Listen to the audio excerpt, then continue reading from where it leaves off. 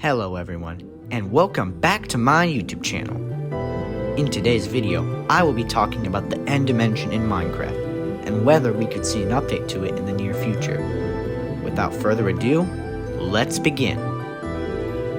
To get started though, we need to first understand why the end was added. The end was first introduced to the game on December 20th, 2010, which makes it older than me. The main thing in it was the Ender Dragon boss fight, which functions as a final boss, ultimate goal, and way to beat the game. I won't go into the details of the fight since that's literally what you're watching right now. In 2016, we got the first actual update to the end, where in the end's outer islands you could find end cities. These structures contain OP loot, as well as end ships that contain the Elytra, a device which allows you to fly. However, for 10 years, the end has remained the same without a single update. Before we talk about whether we'd get an end update, we need to understand what would exactly be in an end update. The end dimension is supposed to be a lifeless wasteland, with there only being the main island and limited mobs such as Endermen, Shulkers, and then of course the structures being end cities and some chorus fruit forests. And let's not forget the void, of course. However, an end update would have to add new things to do without going against this sort of wasteland, eerie, and just lifeless vibe. That being said, what could Mojang add to make the end more exciting without betraying this wasteland vibe?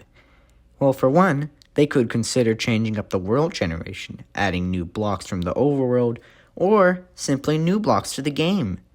They could create new biomes with variants of Enderman, but have it meet that wasteland, lifeless criteria.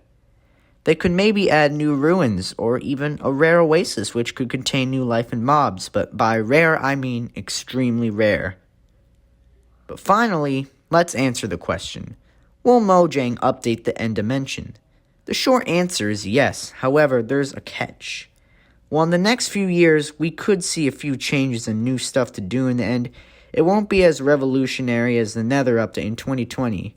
It's important to keep in mind that Mojang have shown all of us that they're not really doing big updates anymore, just sort of smaller game drops. So, an end update would be sort of just a smaller game drop.